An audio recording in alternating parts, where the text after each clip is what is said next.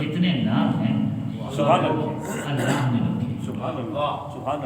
پہلی بات تو یہ کہ جو بچے پیدا ہوتے ہیں، اس طرف اشارہ مجالس میں کیا ہوا میں نے پہلے بھی، لیکن یہ بات تاکہ سمجھ میں آ جائے کہ جو بچے پیدا ہوتے ہیں ان کے نام اللہ نہیں رکھتا، ان کا خالق اللہ ہے۔ جو بھی پیدا ہونے والے ہیں ان کا خالق اللہ، مالک اللہ، زندگی دینے والا اللہ ہے۔ مگر جو بچہ جس گھر میں پیدا ہوگا اس گھر کے افراد، اس کے ماں باپ، اس کے خاندان والے اس کا نام رکھیں گے، اللہ نام نہیں رکھتا۔ بے شک بس پوری کائنات میں صرف 14 ہستیاں ایسی ہیں کہ جن کے نام خالق نے خود رکھے، اور ان کے ناموں کو اللہ نے اپنے ناموں میں سے مشتق کیا۔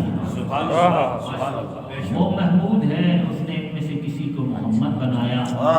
وہ اعلیٰ ہے، اس نے ان میں سے کسی کو علی بنایا۔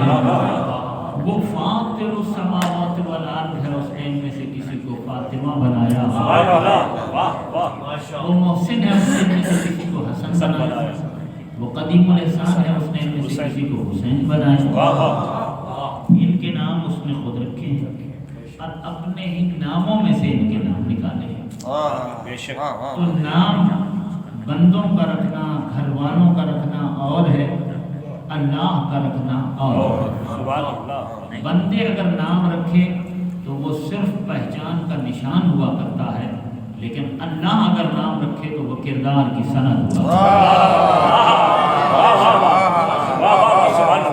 اگر اللہ نام رکھتا ہے تو وہ نام شناختی کارڈ والا نام نہیں ہے، بلکہ وہ نام کردار کی ضمانت ہے، کردار کی سند ہے۔ اس لیے کہ اگر کسی کے ہاں بچہ پیدا ہو اور ماں باپ اس بچے کا نام عابد رکھ دیں یا عابدہ رکھ دیں یا صادق رکھ دیں یا زاہد رکھ دیں یا سخی رکھ دیں یا جمیل رکھ دیں، ہوتے ہیں نا یہ نام ہمارے معاشرے میں رکھے جاتے ہیں۔ اس طرح کے نام کوئی بچہ پیدا ہو اور اس کا نام کریم رکھ دیا جائے، فیاض رکھ دیا جائے، جواد رکھ دیا جائے، رکھے جاتے ہیں نا۔ اگر جو ہے ماں باپ نام عابد رکھیں اور یہ صاحب عبادت کے قریب بھی نہ جائیں، جس بچے کا نام عابد رکھا گیا، ہمارے مشاہدے میں آتا ہے کبھی کبھی کہ ماں باپ نے نام عابد رکھا ہے مگر یہ سب کچھ کرتے ہیں، عبادت نہیں کرتے، جوانی بھی ایسے ہی گئی، بڑھاپا بھی ایسے ہی گیا، مرتے دم تک ایسے ہی رہے اللہ، مگر لوگوں نے عابد ہی کہا، حالانکہ سب کو پتا تھا کہ عبادت نہیں کرتے، مگر نام تھا ان کا۔ اچھا، ماں باپ سے بھی کسی نے شکایت نہیں کی، یا اگر ماں باپ نے نام صادق رکھا ہو اور بچہ ایسا نکل آئے کہ وہ سچی نہ بولتا ہو تو اس کے باوجود بھی لوگ صادق ہی کہہ کر بلاتے ہیں نا، کوئی ماں باپ سے جا کر شکایت بھی نہیں کرتا کہ بھائی یہ آپ نے تو نام صادق رکھا تھا، تو نام اب آپ کا یہ قصور ہے یا آپ کی غلطی ہے، کوئی بھی نہیں کہتا کہ یہ ماں باپ کی غلطی ہے۔ کیوں نہیں کہتے؟ اس لیے نہیں کہتے کہ سب کو پتہ ہے کہ ماں باپ نے تو نام نیک نیتی کے تحت رکھا تھا، ماں باپ کے علم میں تھوڑی تھا یہ کہ یہ کل بڑے ہو کر کیسا نکلے گا، کیونکہ ماں باپ اس کے مستقبل سے بے خبر تھے، اس لیے ان کا کچھ بھی نام رکھنا ان کی نیک نیتی پر عمل کیا جائے گا، ان پر اعتراض نہیں بنتا، کوئی شکایت نہیں بنتا، کیونکہ وہ غیب کی خبر نہیں رکھتے، وہ مستقبل کو نہیں جانتے۔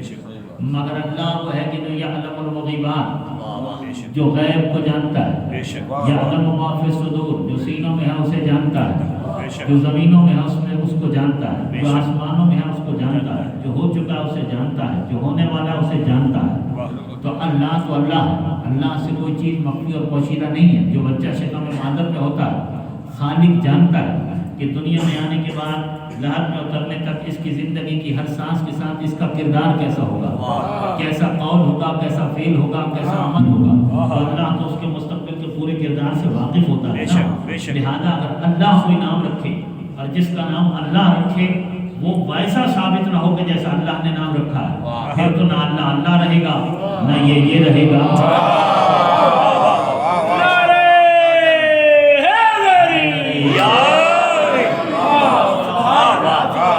اگر اللہ نام رکھے محمد تو پھر پوری کائنات میں سے اس جیسا کوئی لائق تعریف نہیں ہو سکتا، اور اگر اللہ نام رکھے علی تو پھر پوری کائنات میں اس کے برابر کوئی بلند نہیں ہو سکتا، ٹھیک ہے نا۔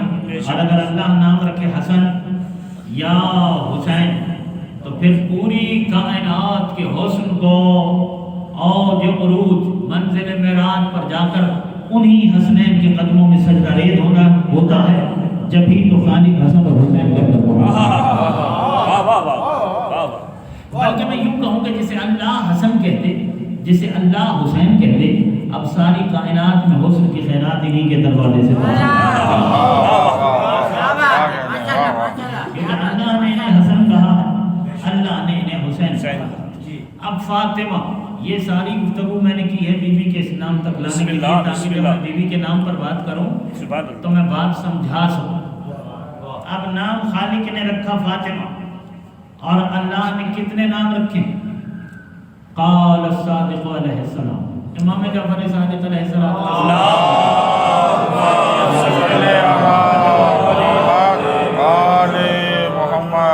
کہ فاطمہ اسماءها عند اللہ عز و جل، چھٹے امام فرماتے ہیں کہ ہماری دادی فاطمہ کے اللہ کے نزدیک جو نام ہے 19، ہماری دادی کے اللہ کے نزدیک 9 نام، یعنی 9 نام تو وہ ہیں کہ جو معروف نام، جو مشہور نام، اور ان ناموں میں سے کون سے نام ہیں؟ الفاطمہ، بسم اللہ، فاطمہ نام ہے۔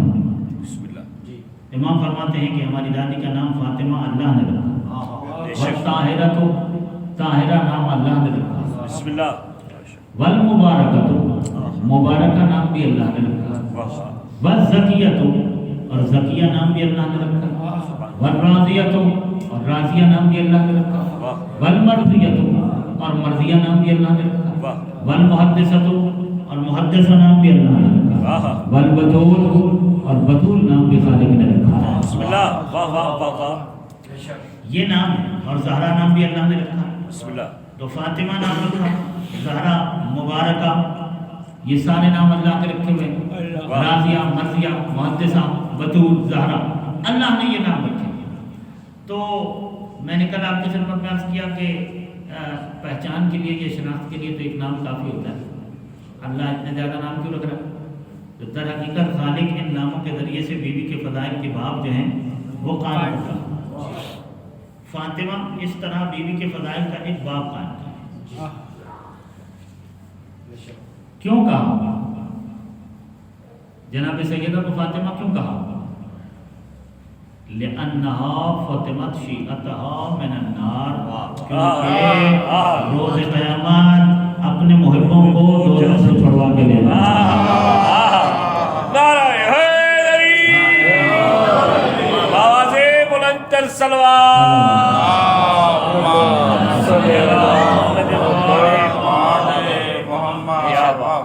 اپنے شیعوں کو، اپنے چاہنے والوں کو، اپنے محبوں کو جہنم سے جدا کر دے گی، دوزخ سے الگ کر دے گی، دوزخ میں جلنے نہیں دے گی۔ اس لیے کہا گیا ہے بی بی کا نام فاطمہ۔ کیا نام ہے سیدہ کا؟ فاطمہ نام ہے۔ اب میں ان ناموں پر تفصیل بات نہیں کروں گا، لیکن تھوڑا تھوڑا سا سارے ناموں پر سن لیجیے۔ فاطمہ نام پر کل بھی بات ہوئی۔ الفاطمہ، فاطمہ بی بی کا نام ہے۔ المبارکہ، مبارکہ بھی بی بی کا نام ہے، اور اللہ نے رکھا ہے۔ مبارکہ کا مطلب کیا ہے؟ مبارکہ اس کا کیا مطلب ہے؟ بھائی دیکھیے، برکت یہ لفظ تو آپ نے سنا ہوگا، بے شک بے شک، ٹھیک ہے، برکت کا لفظ تو آپ نے سنا ہے، بالکل ٹھیک ہے، اور مبارکباد بھی آپ لوگ دیتے رہتے ہیں مختلف مواقع پر، بے شک، تو تھوڑا تھوڑا سا قریب ہو رہے ہیں آپ، بے شک، الفاظ کے روح پتہ چلیں گے، معنی کو سمجھنے میں آسانی ہو جائے گی، ٹھیک ہے نا۔ مبارکہ یعنی کہ ساری کائنات کو برکتوں کی بھیک دینے والی،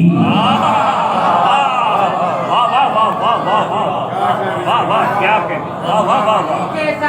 دل بولا علی مولا، علی مولا، علی کے ساتھ دل بولا، علی مولا، علی مولا۔ اب پتہ چلا آپ کو، میرا پڑھا لکھا مجمع، اب پتہ چلا آپ کو کہ جو زہرا کے گھر سے اور بطول کے در سے دور ہوتے ہیں ان کی زندگی میں برکت کیوں نہیں ہوتی؟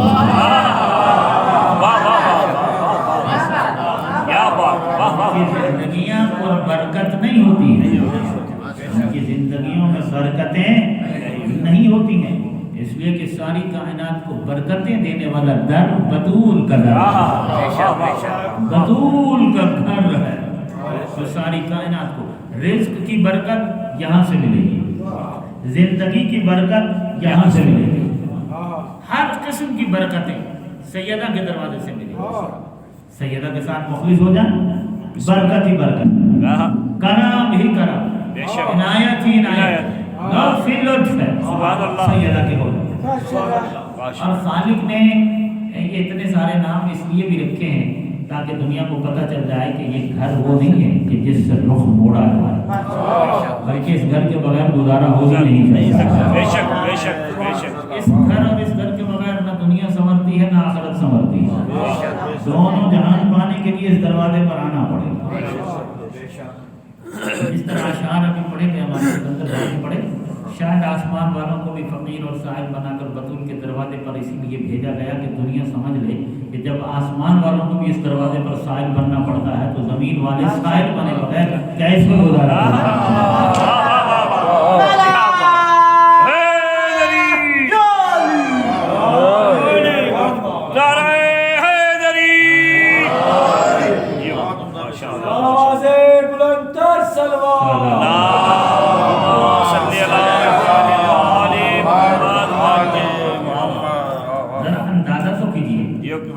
کہ عظمت بطول ہے کیا، عظمت سیدہ ہے کیا؟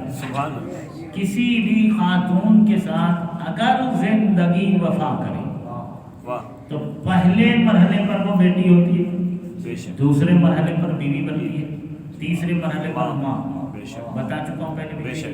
ہاں اچھا، پاک پیغمبر نے بیٹی کے لیے کیا ارشاد فرمایا؟ بیٹی اپنے باپ کے لیے رحمت ہوتی ہے، بے شک بے شک بے شک، بیٹی کیا ہوتی ہے؟ باپ کے لیے رحمت ہوتی ہے، بیٹی کا بڑا مقام ہے، بے شک، بیٹا نعمت ہے اور بیٹی رحمت ہے۔ اچھا، جس گھر میں بیٹیاں زیادہ ہوں اس گھر میں رزق زیادہ ہے، بے شک بے شک، ایسا ہی، یہ بھی آپ کے ذہن میں ہونا چاہیے۔ بے شک، بیٹیوں کے وجود سے ایک گھر میں رونق ہوتی ہے، حقیقت بڑا عظیم مال ہے یہ جو بیٹیاں ہیں. سبحان اللہ.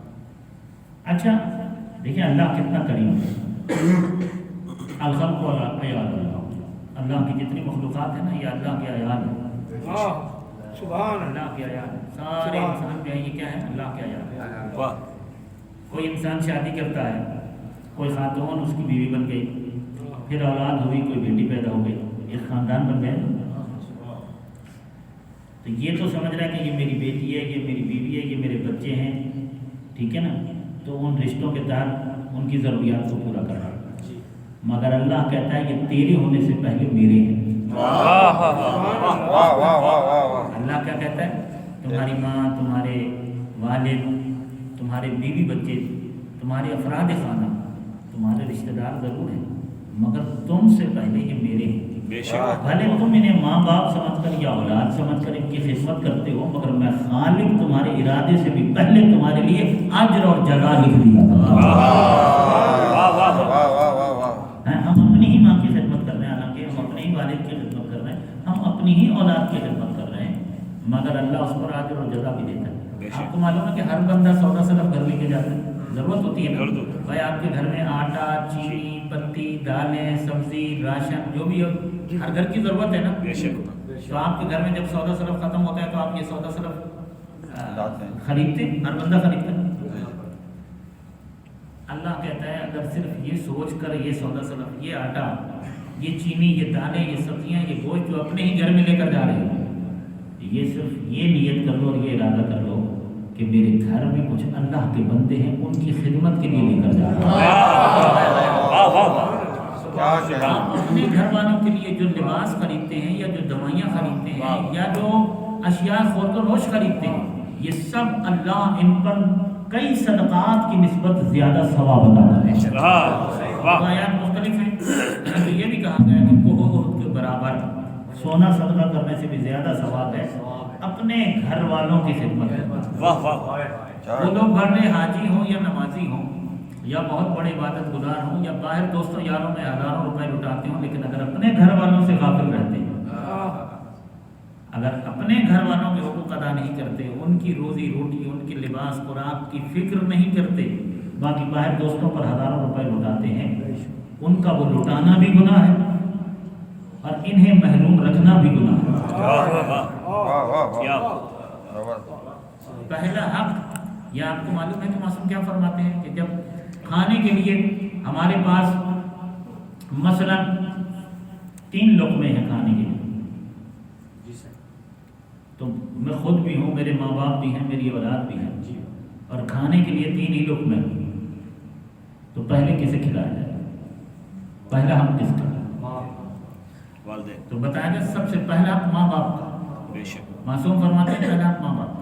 تم نہیں کھا سکتے اگر تمہارے ماں باپ بھوکے، اگر تمہارے ماں باپ کے پاس کھانا نہیں ہے تو تمہارے لیے کھانا جائز نہیں. پہلے اپنے والدین کو کھلاؤ، اس کے بعد تمہارا حق ہے، اس کے بعد تمہاری اولاد کا حق ہے.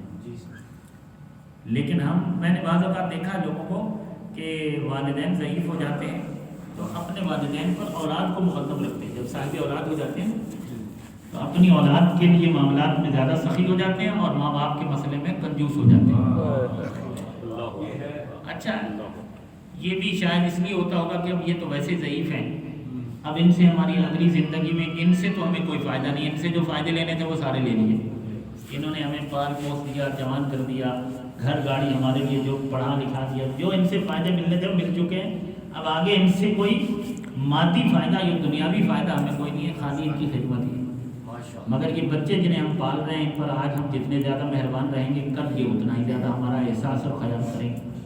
انسان کو ظاہراً اس کے ذہن میں یہ بات ہو یا نہ ہو لیکن اس کے اندر کہیں نہ کہیں یہی بات ہوتی ہے جس کی وجہ سے وہ اولاد پر ماں باپ کی نسبت زیادہ مہربان ہو جاتا ہے.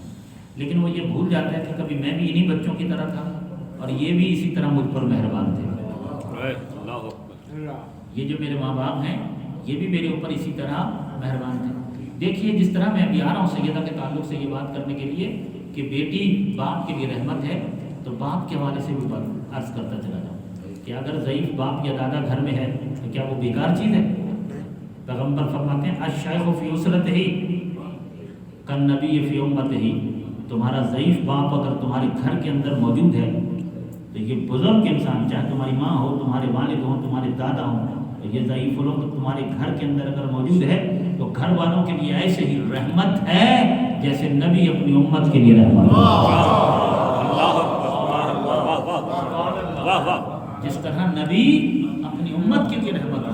خوش نصیب اور سعادت مند ہوتی ہے وہ اولاد جو اپنے ماں باپ کی قدر کرتی ہے، جو اپنے ماں باپ کی عزت کرتی ہے، جو اپنے ماں باپ کا احساس کرتی ہے، اپنے ماں باپ کا خیال رکھتی ہے۔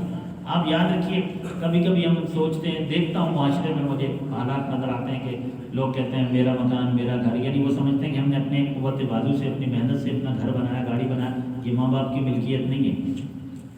کچھ ایسے بھی بچے خود کاروں میں سفر کر رہے ہیں اور ماں باپ بسوں میں سفر کر رہے ہیں، تو کیا ہے یہ کوئی اچھی زندگی ہے؟ یہ اچھا عمل ہے؟ نیک اولاد تو کہے گی کہ اگر گاڑی ہے میری تو اس گاڑی کا میں بعد میں مالک ہوں، میرے ماں باپ پہلے مالک ہیں، ٹھیک ہے نا؟ میرا گھر ہے اگر تو میں بعد میں نہیں، یہ انسانیت کی بات نہیں ہے۔ اللہ کہہ رہا ہے کہ تمہارا گھر، تمہارا مال، تمہارا پیسہ، تمہاری گاڑی کا تم سے زیادہ تمہارے ماں باپ مالک ہیں۔ شریعت یہ کہتی ہے کہ تمہارے مال میں تمہاری ماں باپ کو تصرف کے لیے تم سے اجازت لینے کی ضرورت نہیں، وہ مالک ہیں۔ ہاں جب تم خود جوان ہو جاؤ تو اپنے والدین کے مال میں تصرف کرنے کے لیے تمہیں ان سے اجازت لینا پڑے گی، وہ مالک ہیں اپنے مال کے، ان کی اجازت کے بغیر تم اس مال میں تصرف نہیں کر سکتے، اب جوان ہو گئے۔ لیکن تمہارا جو مال ہے، چاہے وہ گھر ہے، گاڑی ہے، پیسہ ہے، کچھ بھی ہے، اس میں تصرف کے لیے تمہارے باپ کو تم سے پوچھنے کی ضرورت نہیں ہے، وہ مالک ہے، اور وہ تم سے زیادہ تمہارے گھر پر، تمہاری گاڑی پر، تمہارے مال پر حق رکھتا ہے۔ یہ دیہاتوں میں، گاؤں دیہاتوں کے اندر لوگ سادہ ہوتے ہیں نا، تو ایک بزرگ عالم نے لوگوں کو سمجھانے کے لیے مثال اس طرح دی کہ ایک جگہ چوری بھی جائز ہوتی ہے، باپ اگر بیٹے کا مال چوری بھی کر لے تو جائز ہوتا ہے، حالانکہ وہ چوری تو نہیں ہوتی، وہ مالک ہوتا ہے، یعنی اس سے پوچھے بغیر، اسے بتائے بغیر اس کا پیسہ لے لے اور اس کو صرف کر لے تو اس کا حق ہوتا ہے۔ یاد رکھیے، جن چیزوں سے زندگی میں برکتیں آتی ہیں ان میں سے ایک ماں باپ کی خدمت ہے، اور سب سے افضل عمل ماں باپ کی خدمت ہے، پھر اپنے بیوی بچوں کی خدمت ہے، پھر اپنے دیگر رشتہ داروں کی خدمت ہے۔ دیکھیے، صلہ رحمی کو ہم پر واجب قرار دیا گیا ہے۔ صلہ رحمی کا مطلب یہ ہے کہ اپنے رشتہ داروں کے ساتھ اور اپنے ملنے جلنے والوں کے ساتھ اور اپنے جاننے والوں کے ساتھ ہم نے خوشگوار تعلقات رکھنے، اچھے تعلقات رکھنے، ان کے ساتھ مسکرا کر پیش آنا ہے، محبت سے پیش آنا ہے۔ وہ بیمار ہوں تو ان کی عیادت کرنی ہے، اگر وہ بیمار ہو جاتے ہیں تو ان کی عیادت کرنی ہے، انتقال ہو جائے تو جنازے میں جانا ہے، وہ کسی دکھ تکلیف اور پریشانی میں ہوں تو جتنا ہمارے لیے ممکن ہے ہم نے ان سے ہمدردی کرنی ہے۔ صلہ رحمی واجب ہوتی ہے، اور قطع رحمی یعنی اپنے رشتہ داروں سے، اپنے خاندان سے، اپنے ملنے جلنے جاننے والوں سے لا تعلق ہو رہا ہے، یا پیسے کے نشے میں، یا کرسی یا اقتدار یا مال دولت، کسی بھی چیز کے نشے میں انسان کسی کو کچھ سمجھے ہی نہیں، یہ حرام ہے، یہ گناہ کبیرہ ہے، اسے قطع رحمی کہتے ہیں۔ پھر کسی حد کچھ وقت تک تو خدا مہلت دیتا ہے، مگر پھر پروردگار دونوں جہانوں کے اندر ذلیل کرتا، اس دنیا میں بھی اور آخرت میں بھی، دونوں جہانوں میں بندہ ذلیل ہو جاتا۔ جو کچھ ہمارے پاس ہے وہ اللہ کا دیا، اس میں اللہ کے بندوں کا حق ہے، فقراء کا، غرباء کا، مساکین کی۔ اپنی زندگی میں اگر ہمیں برکتیں چاہیے تو حقدار تلاش کیے جائیں، نادار، فقراء، مساکین، افراد ڈھونڈ کر ان کی مدد کی جائے، اور اس طریقے سے مدد کی جائے کہ کسی کو خبر بھی نہ ہو۔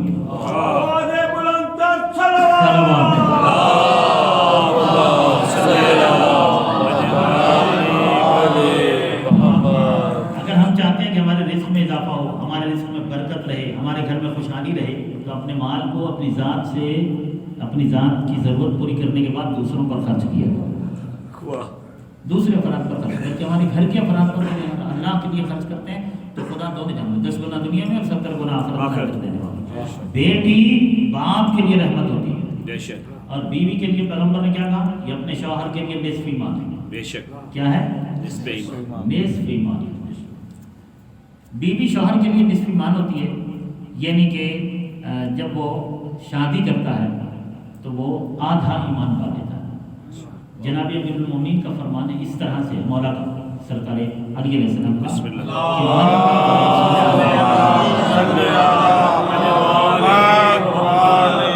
مولا فرماتے ہیں کہ من تزوج فقد احرز نصف دینہ فلیتق اللہ فی نصف الاخر. جب کوئی شادی کرتا ہے تو وہ آدھا دین پا لیتا ہے اس شادی کے ذریعے سے، باقی آدھے دین میں وہ محتاط ہو جائے اور اللہ سے ڈرے. معاملہ آسان ہو گیا، آدھا دین محفوظ ہو جاتا ہے شادی کرنے سے. اچھا یہ جو آج کل معاشرے میں چل رہا ہے کہ بچے کی عمر شادی کی ہو جاتی ہے، لیکن یہ سوچا جاتا ہے کہ ابھی اپنے پاؤں پہ نہیں کھڑا ہے، کاروبار ہو جائے، نوکری ہو جائے، روزگار ہو جائے تو پھر اس کی شادی کریں گے. یا لڑکی والے بھی جہاں رشتہ جاتا ہے تو وہ پوچھتے ہیں کہ جی لڑکا کرتا کیا، جیسے روزی روٹی مخلوق کے ہاتھ میں ہے، کوئی خالق نہیں، کوئی مالک نہیں، کوئی پیدا کرنے والا کوئی اللہ تو ویسے کہ ہے ہی نہیں. یہ کرتا کیا، اس کی جاب کیا ہے، کماتا کیا ہے، کام کیا کرتا ہے. تو میں کئی جگہ مجالس میں تبلیغ کے طور پر یہ عرض کر چکا ہوں کہ یہ سوال نہیں پوچھنا چاہیے. کیا کماتا ہے، کیا کام کرتا ہے، کیا اس کی جاب ہے، اس کا مال. امام علی رضا علیہ السلام فرماتے ہیں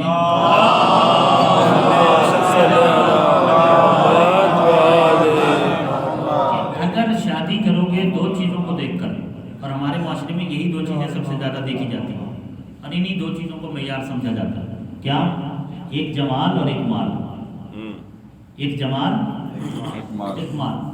8ویں امام فرماتے ہیں کہ اگر جمال اور مال کو معیار بناؤ گے شادی کا، اور جمال اور مال دیکھ کر شادی کرو گے تو شادی کے بعد قابل کراہت چیزیں دیکھو گے، اور مال اور جمال دونوں سے بھی محروم رہو گے، اور شادی میں تم وہ لذت اور وہ سعادت حاصل نہیں کر سکتے کہ جو تمہیں حاصل ہونی چاہیے.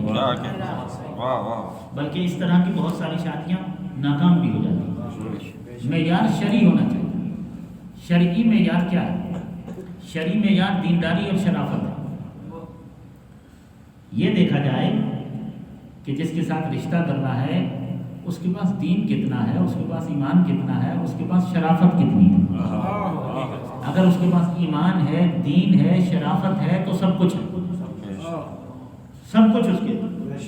امام فرماتے ہیں اگر تمہاری بیٹی کے لیے ایسے بندے کا رشتہ آ جائے کہ جس کے جو ایمان پر ہو، دین کے ظاہری واجبات کو ادا کرتا ہو اور شریف النفس ہو، اور اس میں ظاہراً کوئی بڑا عیب نہ ہو، تو تمہیں ہاں کر دینی چاہیے. اور پہلی مرتبہ اگر ایسا رشتہ آ جائے تو انتظار نہ کرو، ہاں کر دو، حکم ہے. اور اگر آپ رد کر دیں گے اس کی دینداری اور شرافت کے باوجود صرف اس لیے کہ مال نہیں ہے اور پیسہ نہیں ہے، تو اس سے بہتر رشتہ آپ کو نہیں ملے گا. یہ بھی امام فرماتے ہیں. بھائی دیکھیے ہمیں قرآن مجید یہ حکم دیتا ہے اور ہم خطبہ نکاح میں یہ پڑھتے ہیں، نکاح کے خطبے میں یہ آیت پڑھی جاتی ہے اور ہر خطیب ہر عالم پڑھتا ہے. وَأَنكِحُوا الْأَيَامَ مِنكُمْ وَالصَّالِحِينَ مِنْ عِبَادِكُمْ وَإِمَائِكُمْ إِنْ يَكُونُوا فُقَرَاءَ يُغْنِهُمُ اللَّهُ مِنْ فَضْلِهِ وَاللَّهُ وَاسِعٌ عَلِيمٌ. اللہ کیا حکم دے رہا ہے؟ وَأَنكِحُوا الْأَيَامَ مِنْكُمْ وَالصَّالِحِينَ مِنْ عِبَادِكُمْ وَإِمَائِكُمْ. بھائی دیکھو یہ جو تمہارے کنوارے ہیں، تمہاری اولادیں ہوں یا غلام ہوں یا کنیزیں ہوں، جو بھی ہوں، یہ جو کنوارے ہیں ان کی شادیاں کرو، ان کے نکاح کرو. مان کے ہو ان کے نکاح کرو، ماں باپ کی ذمہ داری ہے نکاح کرو، ان کی شادیاں کرو. حکم ہے نا، یہ امر کا صیغہ ہے، یعنی واجب ہے، ماں باپ کی ذمہ داری بنتی ہے. ان کے نکاح کرو، ان کی شادیاں کرو. اب آگے اللہ کیا کرے؟ ان یکونوا فقراء، اگر یہ فقیر بھی ہوں گے، اگر یہ تمہاری اولاد میں سے، حتیٰ کہ اولاد تو اولاد، اپنے غلاموں کے لیے بھی حکم ہے کہ اولاد کی بھی شادی کرو. اگر تمہارے کوئی نوکر چاکر غلام ایسے ہیں تو ان کے لیے بھی انتظام کرو اور ان کے لیے بھی قدم بڑھو. ان یکونوا فقراء، اگر یہ فقیر بھی ہیں، یغنہم اللہ من فضلہ، تم نکاح کرو، اللہ اپنے فضل سے غنی کر دے گا.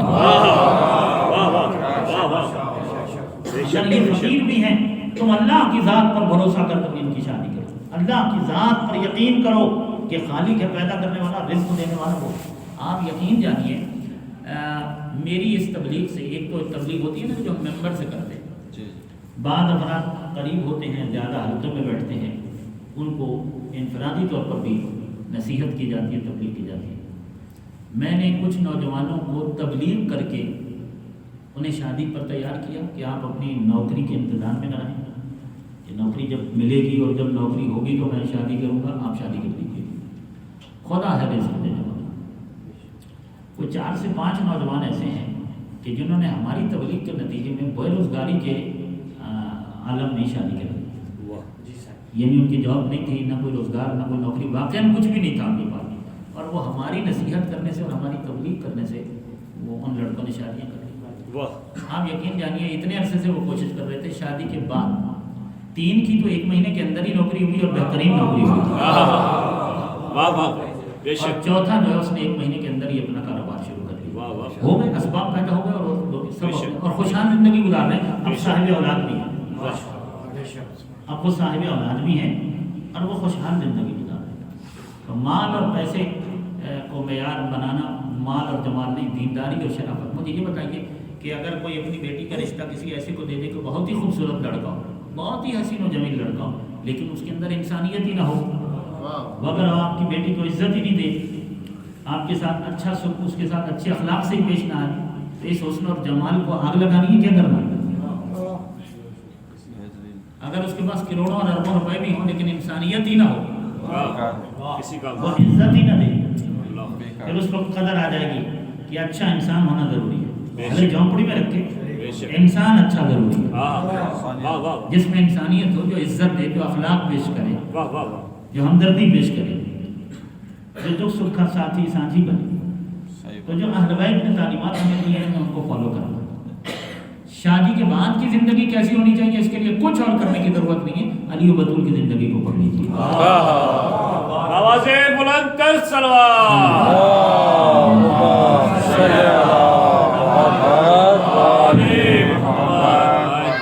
پیغمبر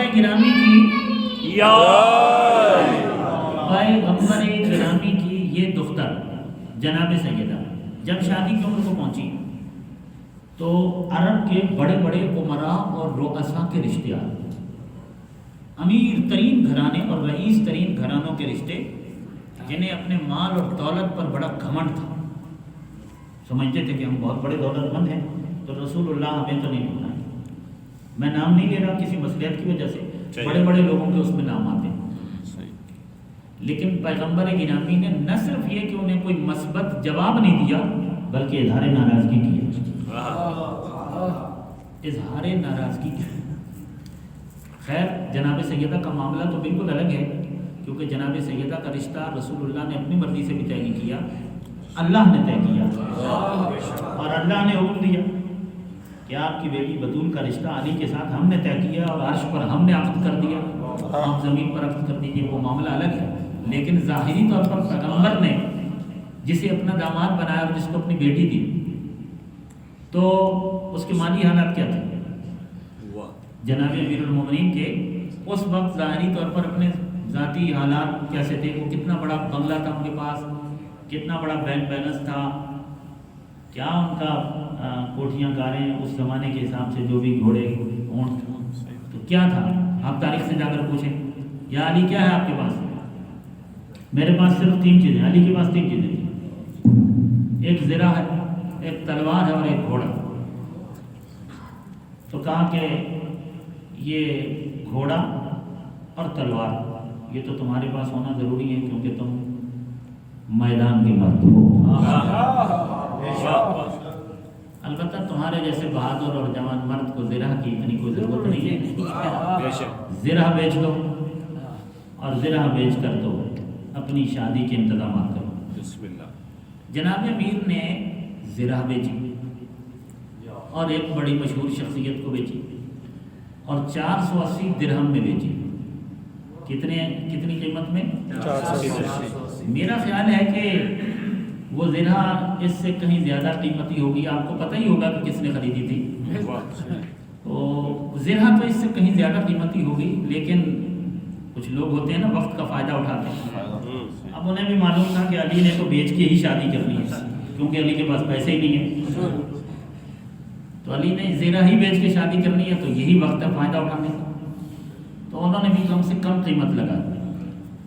یعنی حال یہ ہے کہ زرہ کو عدل کی قیمت پر خرید نہیں سکتے اور زمانہ انہیں غنی کہے جا رہا ہے.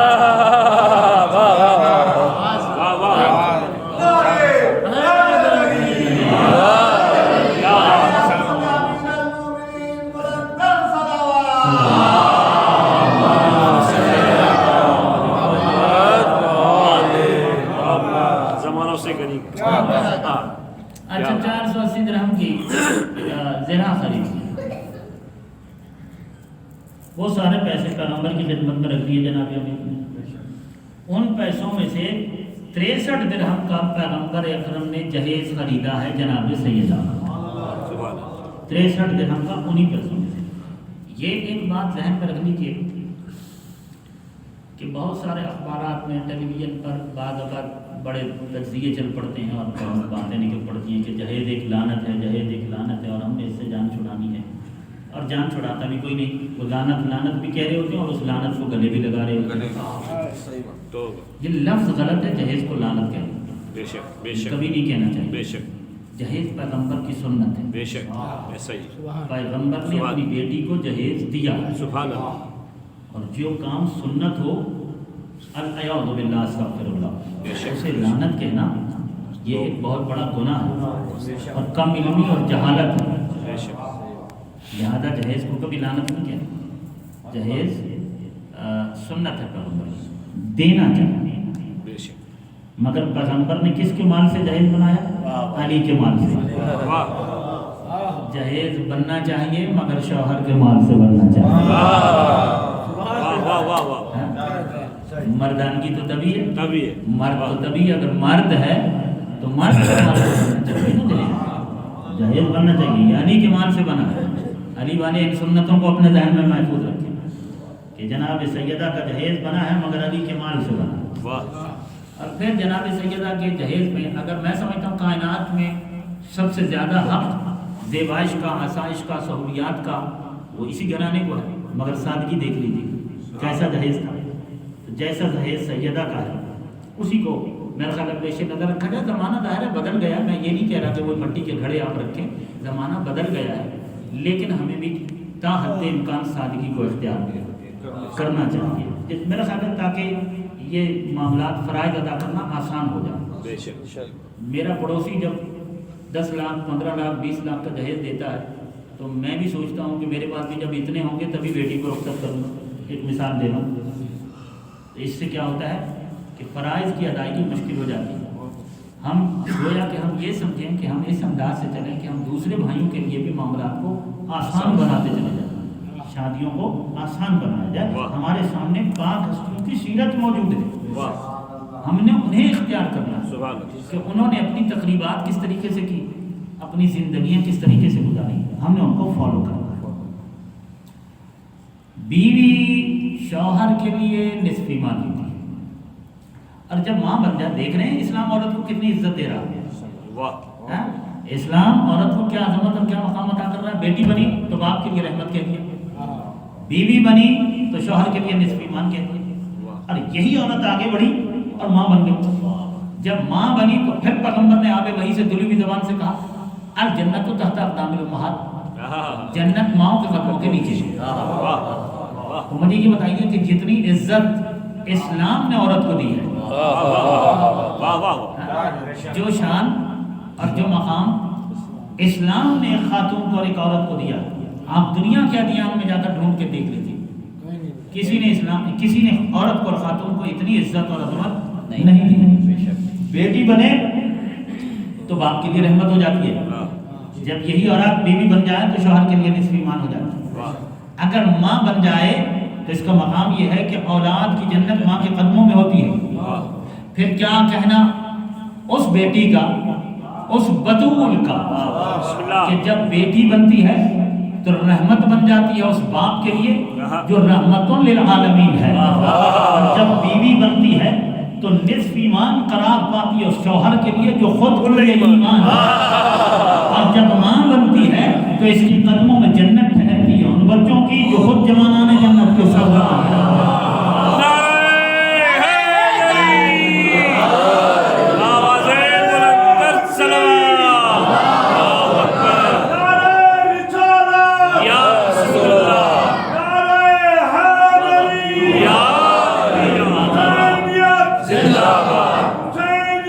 زندہ باد یزیدیت مردہ باد یزیدیت مردہ باد دشمنان اہل بیت چلانا دیش باد فاطمہ الزہرا کی ذات پر بلندتر صلوات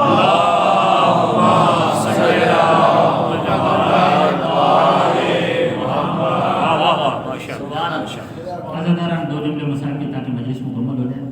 مجھے احساس ہوا ہے کہ آج مجلس تھوڑی تاخیر ہو گئی ہے، لیکن کل انشاءاللہ مجلس جو ہے اپنے وقت پر شروع ہو جائے گی، 8:45 کے قریب 9 سے جیسے ٹھیک انشاءاللہ، اور 9:30 بجے مجھے امید ہے کہ انشاءاللہ مجھے ممبر مل جائے گا.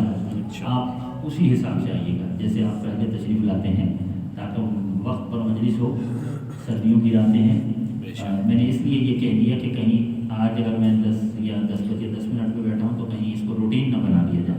آپ جلدی تشریف لائیں تاکہ سارے کام ہم بھی ٹائم پر آ جائیں. دو جملے مسائل کے تاکہ مجلس مکمل ہو جائے.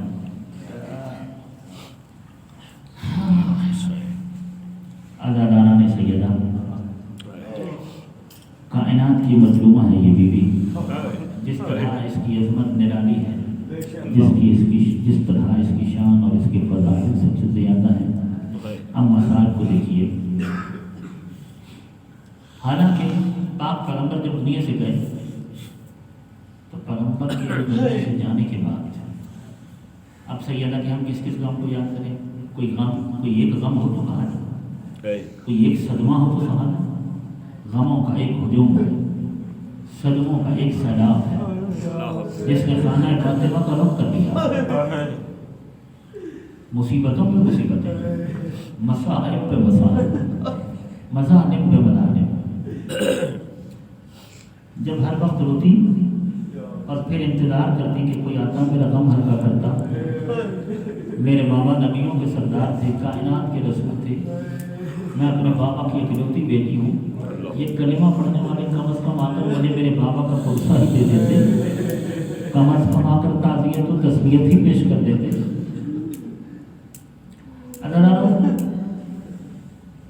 انہی خیالوں کے ساتھ دن بھر روتی رہتی.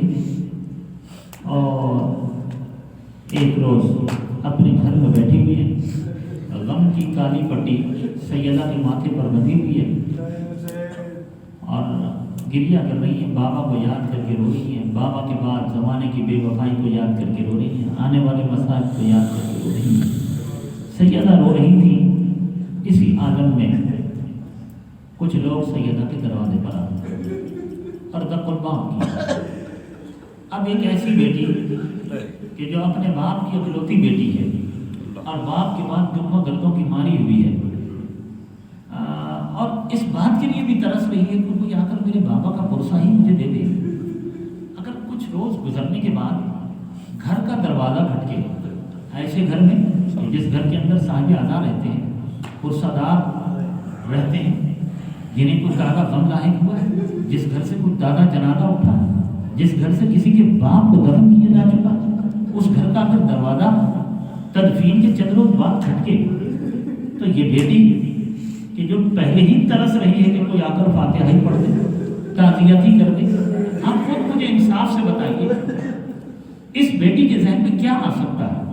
یہی آ سکتا ہے نا، سیدہ کے ذہن میں یہی آیا ہوگا نا کہ شاید آج کچھ لوگوں کو فرصت مل گئی ہے تعزیت کی، تسلیت کی. آج کوئی میرا غم ہلکا کرنے آیا ہے، آج کوئی میرا بوجھ ہلکا کرنے آیا ہے. ہاں شاید کوئی مستور آئے گی، میں اسے گلے لگا کے رہوں گی، قائم کروں گی. انہی خیالوں کے ساتھ دختر رسول دروازے کے پیچھے آئے اور پوچھا کہ من بالباب، آنے والوں کون ہو؟ کون؟ آنے والوں نے کہا ہم حکومتی اہلکار ہیں، ہم علی کو گرفتار کرنے کے لیے آئے، علی کو ہمارے حوالے کر دیا جائے، دروازہ کھولا جائے اور علی کو ہمارے حوالے کر دیا جائے. سیدہ فرماتی ہیں ابھی تو میرے بابا کا کفن بھی میلا نہیں ہوا. سیدہ فرماتی ہیں میں کائنات کے رسول کی اکلوتی بیٹی ہوں، میرے بابا کو زیادہ عرصہ تو نہیں ہوا دنیا سے گئے ہوئے. کیا تم اس گھر کی عظمت کو بھول گئے ہو؟ کیا اس گھر کے شرف کو بھول گئے ہو؟ پھر سیدہ فرماتی ہیں کہ دیکھو अगर तुम अहले हुकूमत हो और तुम्हें हुकूमत चाहिए थी तो वो तुम्हें मिल गई, तख्त तो ताज तुम्हें चाहिए था तो वो तुम्हें मिल गया, अब तुम हमसे क्या चाहते हो? सैयदा फरमाती हैं मेरे दुख पहले ही बहुत ज़्यादा है, मेरे दर्द पहले ही बहुत ज़्यादा है, मेरे गम पहले ही बहुत ज़्यादा है। मैं अपने घर में बैठकर रो ही तो नहीं हूँ, मुझे रोने दो रो। मुझे इतना तो हक दो कि मैं अपने घर की चार दीवारी में बैठकर आजाद फिजाओं के साथ रो सकूं।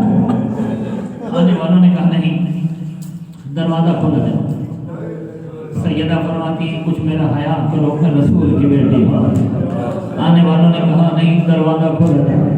अदादारो इतना जहन में रखिएगा, ये वही दरवाज़ा है जहाँ जिब्राइल झुककर सलाम किया करते थे, और ये वही दरवाज़ा है जहाँ कायनात के रसूल रुककर आयत तत्हीर की तिलावत किया करते थे, जहाँ कोई मासूम, जहाँ सैयदुल अंबिया, जहाँ कोई फरिश्ता बगैर इज़्न और इजाज़त के जिस घर के अंदर दाखिल नहीं होता था, उस घर के दरवाजे पर लोगों का हुजूम है, कहा जा रहा है कि दरवाजे को खोल दिया जाए।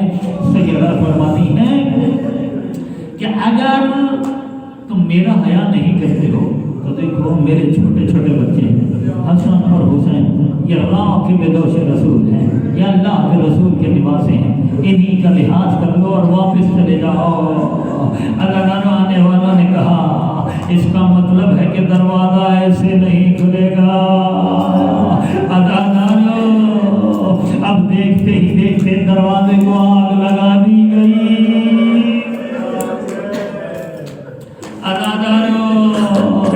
लकड़ी का दरवाजा था, जब आग लगी आग के शोले बुलंद हुए, आने वालों का मजमा अच्छा खासा था, सरकारी सिपाही साथ लेकर